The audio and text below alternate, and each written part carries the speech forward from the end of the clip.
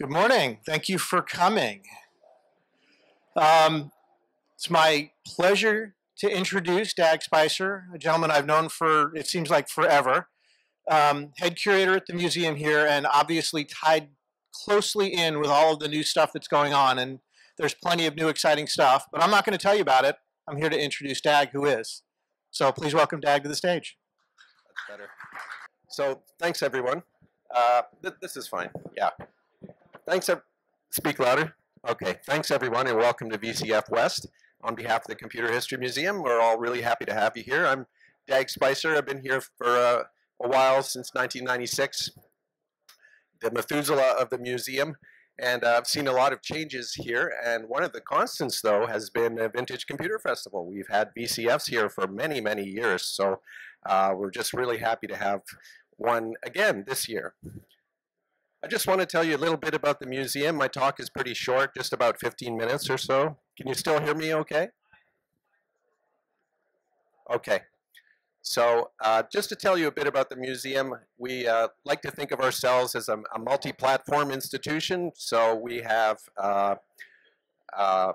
even though our founding principle is to collect and preserve computer objects, which is something we share in common with you, we do actually have a YouTube channel which has over 5 million views, with hundreds of lecture programs that we've sponsored over the years, in many cases with original computer pioneers going way back, like Morris Wilks and Gordon Bell, Gordon Moore, Robert Noyce, and figures like that. So those are all on our website, and we encourage you to go up and check that out.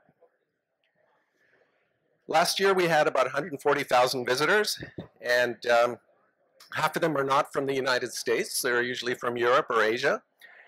Our collection of historical objects is the largest in the world. There's over 100,000 objects now, and about 50,000 of those are hardware objects, and the other are software objects, so about a 50-50 mix. We do 80 oral histories a year, which are interviews with key industry participants. So we have special interest groups at the museum on storage, on semiconductors, on software industry.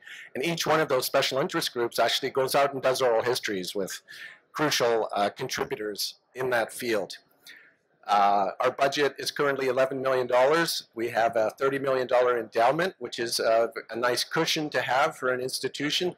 One of the sad things you do see a lot with computer museums is they have a hard time surviving. It's a very difficult and expensive hobby, as I'm sure all of you realize. When you try to make an institution that is based on that, there are some real challenges to getting long-term support of that institution. So anyway, that's something we deal with. The museum is also a venue for Silicon Valley, so lots of companies come here to put on events and so on. Basically, every day of the year there's an event here. VCF is a typical event. So we have 349 more of these similar events over the course of a year. Our speaker series, we have about 1 to 1.5 lectures a month or so, and these are covered on the BBC and C-SPAN.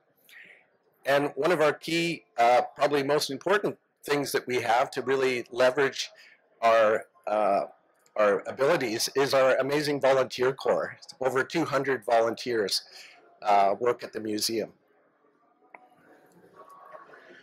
So just quickly, a couple of our major exhibits. The first one's called Revolution, the First 2,000 Years of Computing. We start 2,000 years ago with actually the Antikythera mechanism. Has anyone heard of that? Oh, wow. Okay, that's pretty good. So this was an ancient Greek astronomical calculator that was discovered in about 1901 off the coast of a small island in the Greece, in the Peloponnese, near Greece. And that's where we begin our story, and we end our story up to the iPod. So there's your 2,000 years.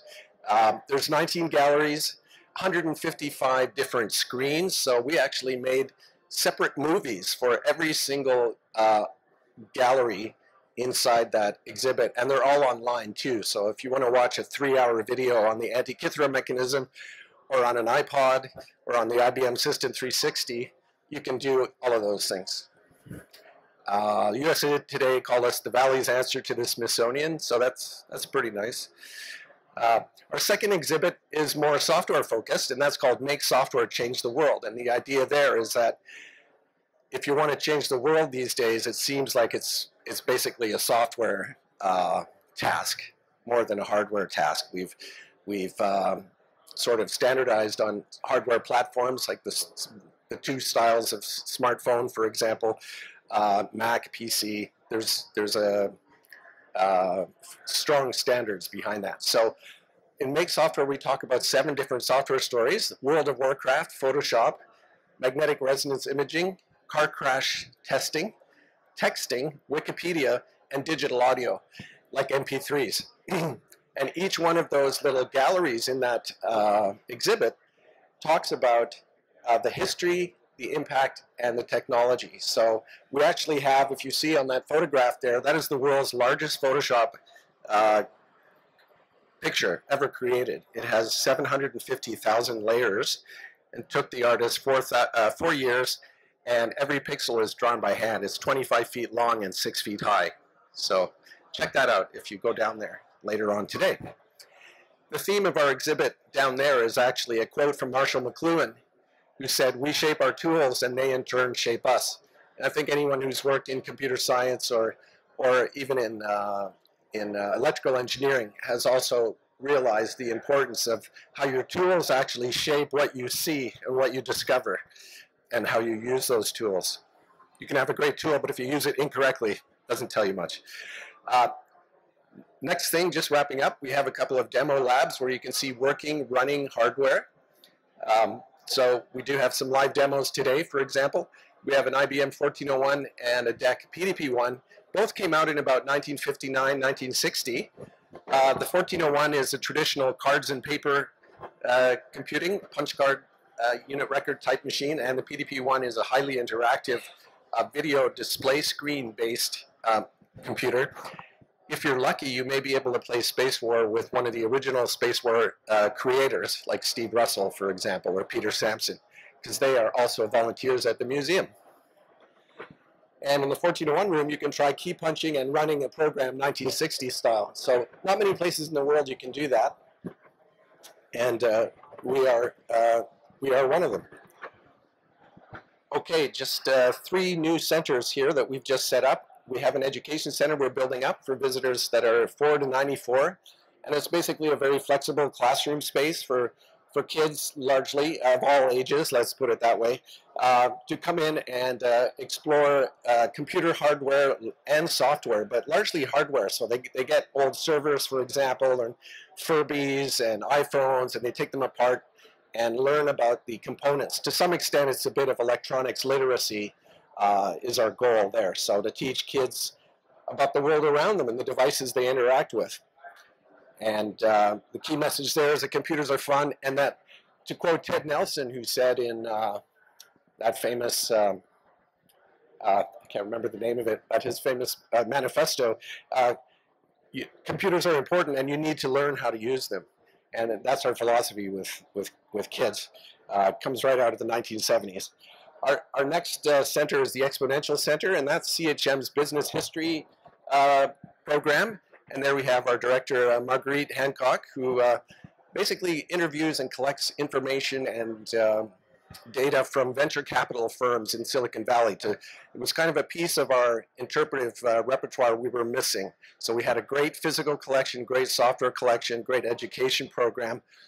But the segment of how all this is financed was never really explored by us. So we set up this new center to do that.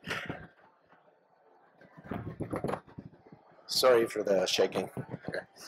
Our final center is the Center for Software History, and this is our latest emphasis of our latest way of really leveraging the software we have. A lot of our collection, you know, we've spent the last 40 years collecting things, but we haven't spent a lot of time interpreting what we've got. So we've sort of been in a rescue mode, you know, how quickly the waste stream is for computing and how quickly things just vanish. It's particularly acute in the early days when, say in the mainframe era, when those machines had great scrap value, and there are almost none left as a result, just as that for that same simple reason. So the Center for Software History runs historical software on historical machines with historical creators, with the actual creators of that software. So we've done that with VisiCalc, for example, and with some Xerox Alto software like Bravo and so forth. So Center for Software History is really cool. It blends history, engineering, and computer science to recover software. One of our amazing curators, Al Kossow, is recognized, maybe some of you have heard of him in the community, recognized as an amazing single-handed, single force in the history of computing. He's personally scanned over 3 million pages of computer documentation. You can see that on his bitsavers.org site. That's Al Kossow. And then finally, the Center for Software History, as I said, not enough to collect this stuff, you have to interpret it and talk about it to the public. And that's really its function as well. So finally, I just want to welcome you all again, and keep us in touch. Keep us in mind if you have questions about your collection. We're a pretty good resource for documentations and manuals and software. So if you're trying to bring a system back up or something, do let us know. We're happy to help. So thank you very much, everyone. Have a great show. Bye-bye.